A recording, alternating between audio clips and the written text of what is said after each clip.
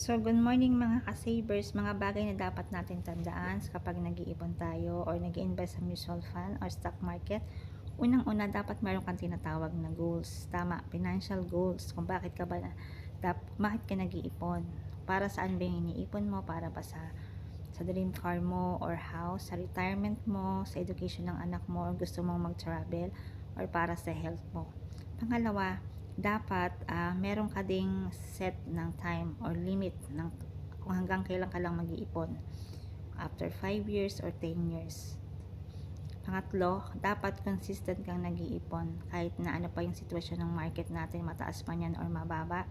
Dapat nakapokus ko sa goals mo. Syempre, kung mas maaga kang mag-iipon or mag-i-invest, mas mainam, maaga mong marireach, matatapos yung ano mo, goals mo sa pag-iipon.